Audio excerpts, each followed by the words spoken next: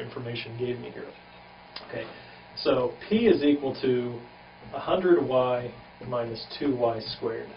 Okay, so now what I want to do is find a maximum of this function, okay, a maximum value of P using calculus. Okay, and that's getting us into the next step. For step 4, they say determine the feasible domain of this function. Okay, well, what is the domain of this function? Okay, we do have a function now. P is a function of y. Okay, well, you know, they didn't really tell us anything about x and y except that they're positive. So we've got really now a P, a function of y, 100y minus 2y squared. But we might just make a note to ourselves that the domain of this function is, let's say, from 0 to infinity. Okay, what that means is that, you know, y can't be a negative number. Okay, in fact, x can't be a negative number either. Okay, so that, practically speaking, does put a limit on what y can be in this problem. Now, in many examples, the domain doesn't really turn out to be very important, but it is kind of helpful.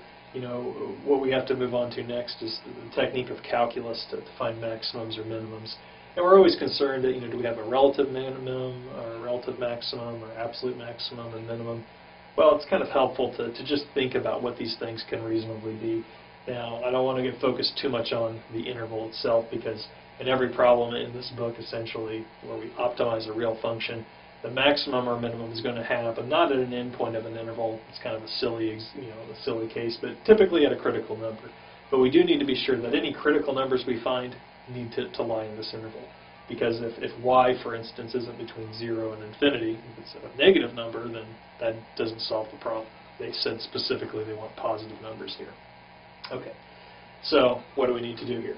Well, now they say, step 5, use the techniques of calculus to find a maximum or minimum of this function of one variable now, using, you know, everything we've learned so far.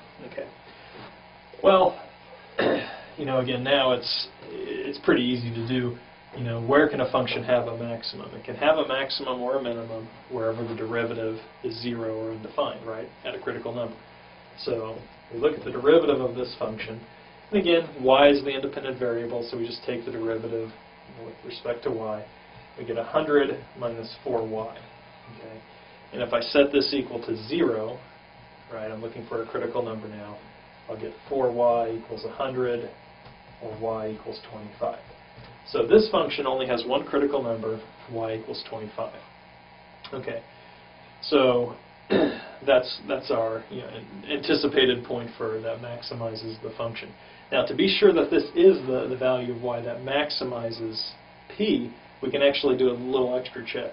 We can use, for instance, the second derivative test, or we can graph this function and just make sure that it has a maximum when y is 25, the independent variable. Okay. So the easiest way to do this, to make sure that 25 indeed maximizes this function, is look at the second derivative. Okay, the second derivative is just going to be negative 4. Okay, right, the derivative of 100 minus 4y is just negative 4. Okay, since the second derivative is negative, okay, remember the second derivative test says if you have a critical number and the second derivative is negative, that value maximizes the function. So p of y is maximized when y equals 25. Okay. So we actually know what almost what our two numbers are. Remember, y is the second number. We know y has to be 25. Okay. Now what about x? Well, if you look at the function, there's no x here.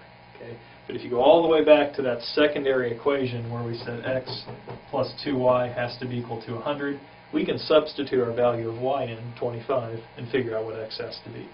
So now that we know what y is, we can see that x plus 2 times 25 has to be equal to 100.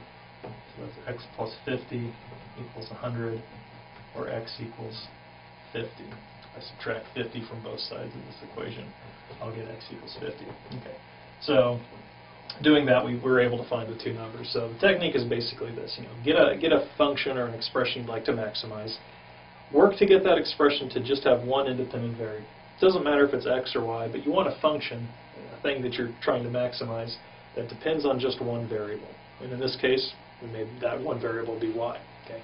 And then we basically looked for a critical number, found just one, which is very, very typical in these problems. Usually you'll just find one critical number. Okay, it was 25.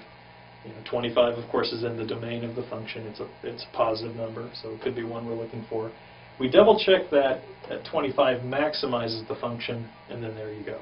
Okay, y has to be 25 to maximize this product. And if y is 25, we can go back to the secondary equation and find x. So when x is 50 and y is 25, we've solved this problem. The sum of first and twice the second number is 100, and the product of these two numbers is maximized given that secondary equation, that restriction they gave us on x and y. Okay.